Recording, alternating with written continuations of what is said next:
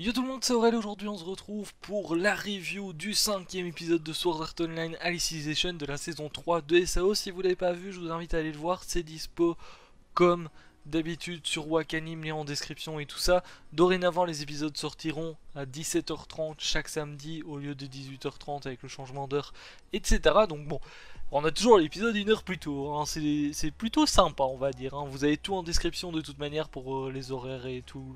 Tralala, vous avez tout sur le site de toute manière de Wakanim. On a eu un épisode assez intéressant cette semaine. C'est vrai que ça fait pas mal d'épisodes où on est un petit peu dans le flou par rapport à ce qui s'est passé avec Kirito, hein, parce qu'on se rappelle qu'il s'était fait attaquer par un gars des Loading Coffee. J'espère que je me trompe pas encore une fois sur la prononciation. Et bien au final on ne savait pas trop ce qui s'était passé parce qu'il s'était directement retrouvé avec EGO, etc. Même lui il savait pas ce qui se passait. Hein, tout simplement. Et du coup on en apprend un petit peu plus parce que cette fois-ci on est vraiment dans toute la partie IRL de l'histoire. Alors notamment on voit un petit peu comment est-ce que ça s'est passé par rapport à Kirito. Donc il a été transporté à l'hôpital. Ils ont réussi à le sauver, en tout cas à le protéger, on va dire, de la mort, hein, tout simplement. Donc ses jours ne sont plus en danger.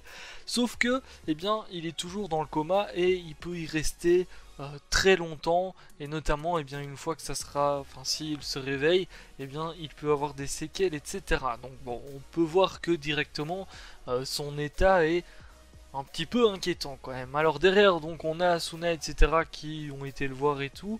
Et puis on a un certain monsieur que l'on connaît. Pour ceux qui se souviennent de la saison 2, on a Monsieur Kikuoka. J'espère que je prononce bien aussi son nom. Je l'ai noté hein, parce qu'avec les noms, vous savez que j'ai un petit peu du mal, donc je les note maintenant.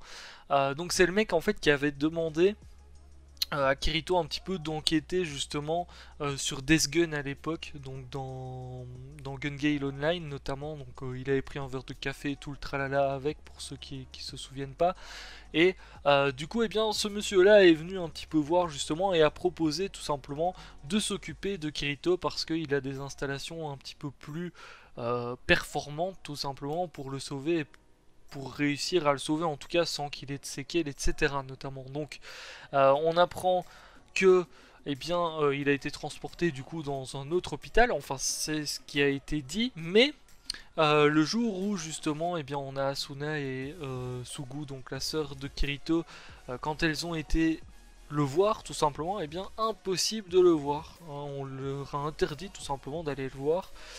Du coup elles ont trouvé ça directement assez bizarre, surtout que bah, le monsieur Kikuoka, bah, il est pas forcément...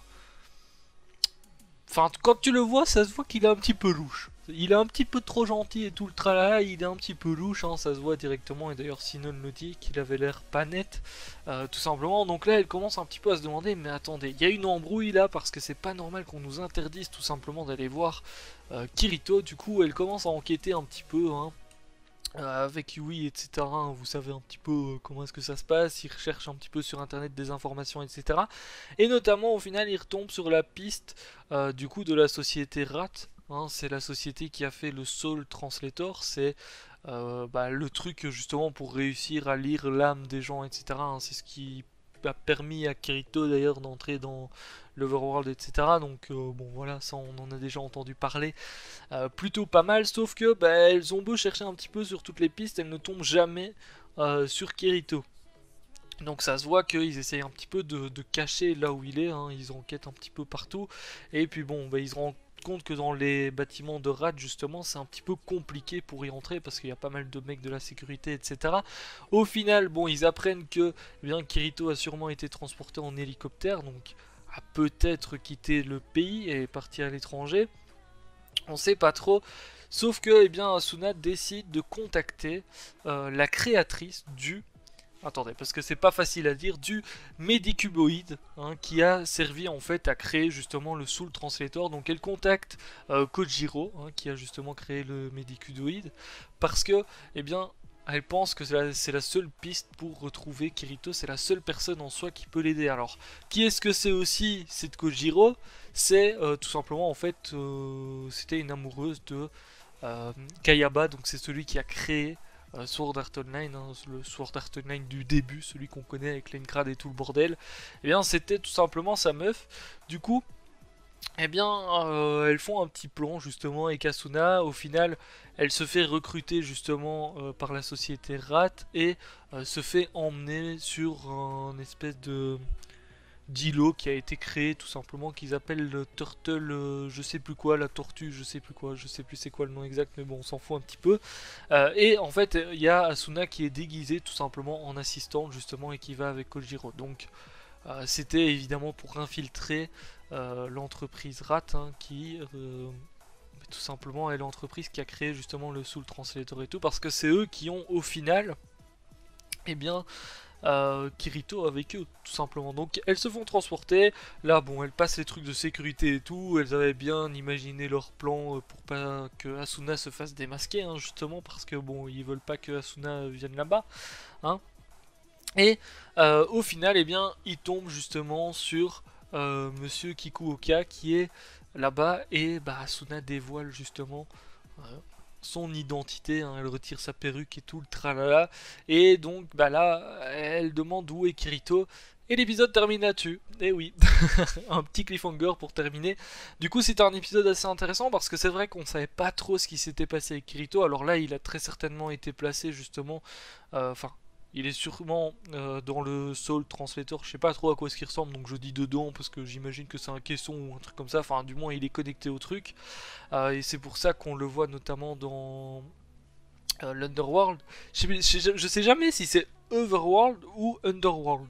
Donc je suis désolé si je me trompe parce que je sais que tout à l'heure j'ai dit Overworld et maintenant c'est Underworld. Je crois que c'est Underworld parce que Overworld c'est ceux qui font les openings et tout de certains animés, mais du coup ça fait que je me trompe. Du coup bah, c'était assez intéressant comme épisode. On a un petit peu des petites informations. On voit que la société RAT notamment, elle est pas forcément ultra nette, notamment. On va bien voir ce qu'ils ont fait de Kirito, parce que pourquoi est-ce qu'ils veulent cacher justement Kirito comme ça, et pourquoi est-ce qu'ils l'ont reconnecté très certainement du coup au Soul Translator et tout.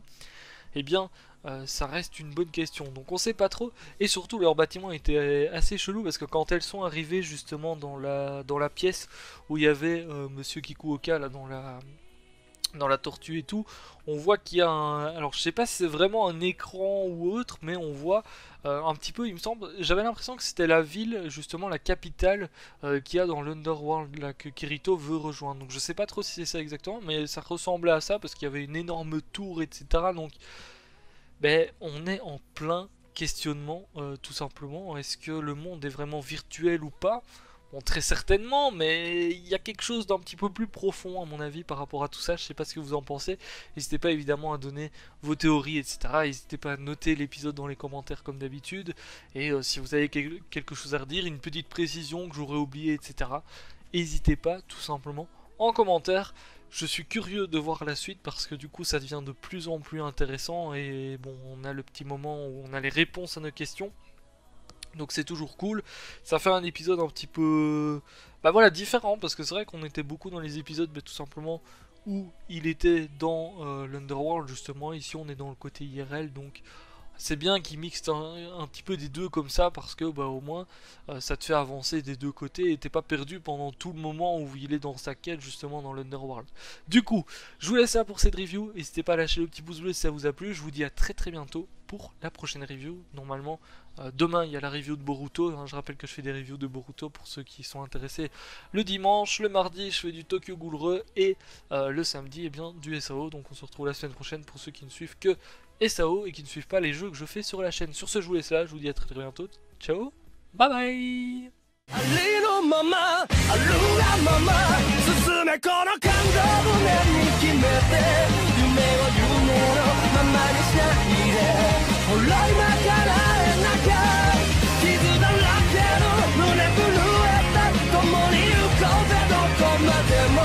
奇跡なんて